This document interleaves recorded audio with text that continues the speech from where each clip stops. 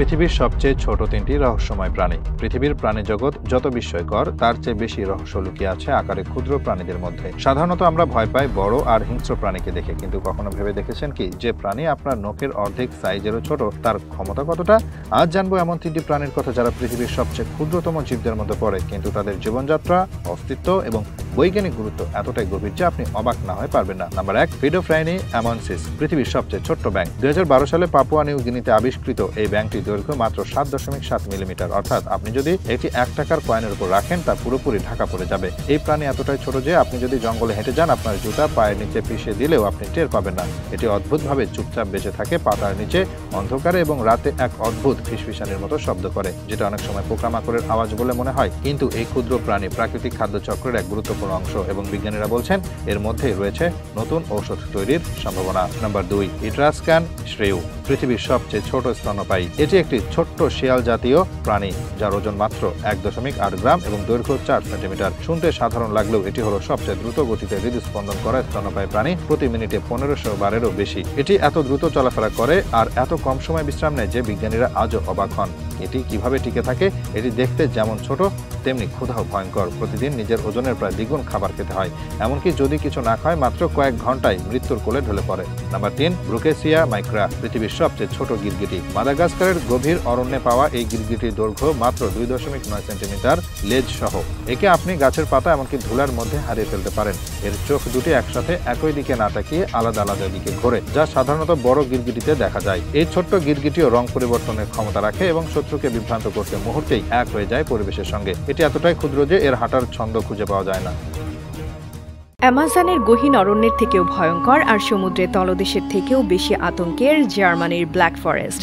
দিনের আলোতেও কেউ সাহস পায় না সেখানে পা রাখতে, সূর্য উঠলেও যেন আলো সেখানে পৌঁছাতে ভয় পায়। গাছের ডালে ডালে জমে থাকা কালো ছায়া আর প্রতিটি পাতার ফাঁকে লুকিয়ে থাকা এক অজানা চোখ যেন চুপচাপ তাকিয়ে থাকে কার আগমন হলো সেই খোঁজে। এখানে অদ্ভুত সব প্রাণী দেখা যায় যাদের অস্তিত্ব বিজ্ঞানের কাছে আজও রহস্য। কে জানে, হয়তো তারা প্রাণীই নয়, আত্মার মতোই অদৃশ্য ভয়ঙ্কর কিছু। জানেন কি, এই জঙ্গলে যারা প্রবেশ করেছে তাদের মধ্যে মাত্র 30% জীবিত ফিরে এসেছে। বাকিরা কোথায় গেল কেউ জানে না, কারো খোঁজ পাওয়া যায়নি। কেবল কিছু ফিসফাস, গাছের গায়ে আঁচড়ের দাগ আর বাতাসে মিশে থাকা কান্নার শব্দ। স্থানীয়দের বিশ্বাস এই জঙ্গলে বাস করে ভয়াল আত্মারা।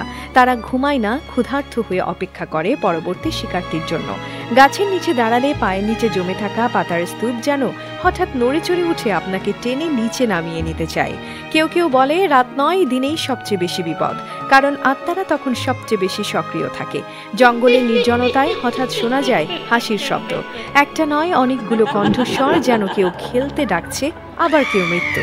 একজন বৃদ্ধার গল্প শোনা যায়, তার ছেলে গিয়েছিল কাঠ কাটতে, সকালে গিয়েছিল আর ফিরে আসেনি। খোঁজ করতে করতে গভীরে গেলে দেখা যায় তার কাটা কাঠ ঠিকই পড়ে আছে, কিন্তু সে নেই, শুধু একটি কাটা চিহ্ন যা গাছের গায়ে তাজা রক্তের মতো লাল।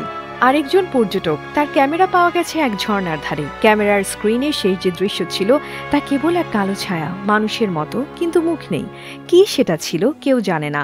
দিনের বেলা হঠাৎ করে কুয়াশা ঘনিয়ে আসে, আশপাশ কিছুই দেখা যায় না, বাতাস নিঃশব্দ হয়, পাখিরাও থেমে যায়। আর তখনই শুরু হয় কিছু অদ্ভুত শব্দ। কখনো কেউ কাঁদে, কখনো কেউ ডাকে নাম ধরে। এই ব্ল্যাক ফরেস্ট যেন এক জীবন্ত অভিশাপ। আপনি কি সাহস পাবেন এই জঙ্গলে পা রাখতে? অন্ধকারে যখন আপনার নাম ধরে কেউ ডাকবে, আপনি কি উত্তর দেবেন? পৃথিবীর এই নীল সৌন্দর্য যাকে আমরা সমুদ্র বলি, সেটি শুধুই বিশাল নয়, বরং আতঙ্কজনকভাবে অজানা। প্রশ্ন উঠেছে হাজার বছর ধরে, সমুদ্র আসলে কতটা গভীর? আমরা জানি পৃথিবী পৃষ্ঠের 71% পানি দিয়ে ঢাকা, যার মধ্যে 96.5% হচ্ছে সমুদ্র। কিন্তু আপনি জানেন কি এই বিশাল নীল চাদরের নিচে কি আছে? সেটা আমরা এখনো 80% পর্যন্ত জানিই না। আর যা জানা গেছে তা শুনলে গা শিউরে উঠবে। এই গভীরতা এতটাই যে পৃথিবীর সর্বোচ্চ পর্বত মাউন্ট এভারেস্ট যদি উল্টো করে সমুদ্রের গভীরে ডুবিয়ে দেওয়া হয়, তাও তার চূড়া পানির উপরে উঠবে না। সমুদ্রের গভীরতার রহস্য শুরু হয় সাধারণভাবে 200 মিটার পর্যন্ত, যাকে বলা হয় সানলাইট জোন। এখানে সূর্যের আলো পৌঁছায়, মাছেরা ঘোরে, মানুষ সাঁতার কাটে, ডুবুরি অভিযান করে। কিন্তু এই নিচে নেমে গেলে শুরু হয় এক ভিন্ন জগৎ, একটি অন্ধকার, ঠান্ডা, চাপযুক্ত আর ভয়ঙ্কর এলাকা।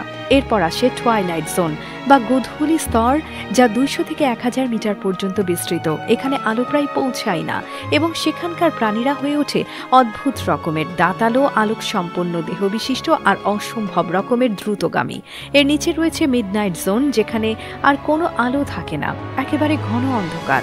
এটি 1000 মিটার থেকে 4000 মিটার পর্যন্ত বিস্তৃত। এই গভীরতায় পানির চাপ এমন যেন আপনার শরীরের ওপর একসঙ্গে কয়েক হাজার ট্রাক বসে আছে। এই জায়গায় কোনো মানুষ সাধারণ অবস্থায় টিকে থাকতে পারে না, কিন্তু আশ্চর্যের ব্যাপার, এখানেও জীবন রয়েছে। সেখানে এমন এক জীব বাস করে যাদের দেখলে মনে হয় তারা অন্য কোনো গ্রহ থেকে এসেছে। কাচের মতো স্বচ্ছ শরীর, লম্বা টেন্টাকল, এমনকি নিজের শরীর থেকে আলো ছড়ানোর ক্ষমতা। আর সবচেয়ে ভয়ঙ্কর ও গভীর জায়গাটি হল দ্য অ্যাবিস, যার গভীরতা 4000 মিটার থেকে 6000 মিটার পর্যন্ত। এই জায়গা হলো পৃথিবীর সবচেয়ে রহস্যময় অঞ্চলগুলোর একটি। এখানে নেই কোনো আলো, নেই তাপ, নেই কোনো খাবার, তবুও জীবন এখানে থেমে নেই। ছোট ছোট অদ্ভুত প্রাণী, জীবাণু, এমনকি কিছু বিরল হাঙরও এখানে পাওয়া যায়। সবশেষে রয়েছে মারিয়ানা ট্রেঞ্চ, পৃথিবীর গভীরতম বিন্দু। এটি পশ্চিম প্রশান্ত মহাসাগরের একটি অংশ, যার সর্বনিম্ন পয়েন্ট চ্যালেঞ্জার ডিপ প্রায় 10,984 মিটার গভীর। কল্পনা করুন, যদি আপনি একটি পাথর চ্যালেঞ্জার ডিপে ফেলেন, তবে সেটি নিচে পৌঁছাতে প্রায় 60 সেকেন্ড সময় নেবে। 1960 সালে ডন ওয়ালশ ও জ্যাক পিকার্ড নামে 2 বিজ্ঞানী প্রথম এই জায়গার যান, তবে তারা মাত্র 20 মিনিট অবস্থান করে ফিরে আসেন, কারণ সেখানকার পরিবেশ ছিল অতিমাত্রায় বিপজ্জনক। তাহলে প্রশ্ন উঠবেই, আমরা এত কিছু জানলেও এখনো 80% সমুদ্র অজানা কেন? কারণ সেই গভীরতা আমাদের প্রযুক্তিকেও ভয় দেখায়। সেখানে পানির চাপ এমন যে একটা আধুনিক সাবমেরিনও চূর্ণ বিচূর্ণ হয়ে যেতে পারে। তাপমাত্রা প্রায় হিমাঙ্কের নিচে, আর সম্পূর্ণ অন্ধকার, যেন এক অনন্ত শূন্যতা।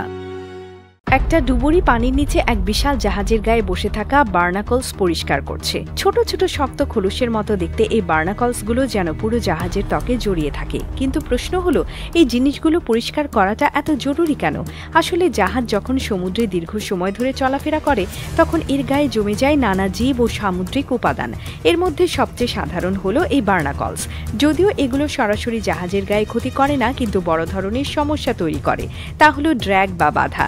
জাহাজের গায়ে যত বেশি বার্নাকলস জমে, পানির মধ্য দিয়ে চলার সময় তত বেশি বাধা সৃষ্টি হয়। ফলে ইঞ্জিনকে দিতে হয় বাড়তি চাপ এবং সেই সঙ্গে বাড়ে জ্বালানির খরচ। জ্বালানির এই অতিরিক্ত খরচই একদিকে পরিবেশের ক্ষতি করে, অন্যদিকে অর্থনৈতিকভাবেও চাপে ফেলে। জাহাজের গতি ও কার্যকারিতা বজায় রাখতে তাই নিয়মিত এই বার্নাকলসগুলো পরিষ্কার করা জরুরি। শুধু বার্নাকলস সরালেই কাজ হয় না, ডুবুরিরা জাহাজের প্রপেলার পর্যন্ত পলিশ করে, আর অন্য গুরুত্বপূর্ণ অংশ যেমন সি চেস্টও ভালোভাবে পরিষ্কার করে। এই সি চেস্ট হলো এমন একটি অংশ যেখানে সাগরের পানি প্রবেশ করে, বিভিন্ন যান্ত্রিক কাজের জন্য ব্যবহৃত হয়। যদিও এখানে বার্নাকলস জমে যায়, তবে পুরো ব্যবস্থায় বিঘ্নিত হতে পারে। এখন শুনে মনে হচ্ছে, আরে এই কাজ তো পরিষ্কার পরিচ্ছন্নতারই অংশ, কিন্তু বাস্তবতা ভিন্ন। এই কাজ করতে হয় গভীর সমুদ্রের নিচে, যেখানে পানির চাপ এত বেশি থাকে যে স্বাভাবিক মানুষ সেখানে বেশি সময় টিকে থাকতে পারে না। ডুবুরিদের একদিকে সাবধানে কাজ করতে হয়, অন্যদিকে বজায় রাখতে হয় বিশাল একাগ্রতা। কাজ করতে গিয়ে অনেক সময় সামুদ্রিক প্রাণী, ঠান্ডা পানি, সীমিত আলো এসবের সঙ্গে লড়াই করে যেতে হয়। আবার এই পুরো কাজই করতে হয় বিশেষ প্রশিক্ষণ নিয়ে। তবে হ্যাঁ, এই কাজের পারিশ্রমিকও কম নয়, কারণ ঝুঁকি যত বেশি, সম্মানীয় তত বেশি। বাংলাদেশেও আজকাল অনেক ডুবুরি এই ধরনের কাজ করছেন, বিশেষ করে চট্টগ্রাম বন্দরে বা আন্তর্জাতিক জাহাজ চলাচলের রুটে। আমাদের মতো একটি দেশে যেখানে নৌপথ এখনো একটি বড় মাধ্যম, এই কাজগুলোর গুরুত্ব অনেক বেশি।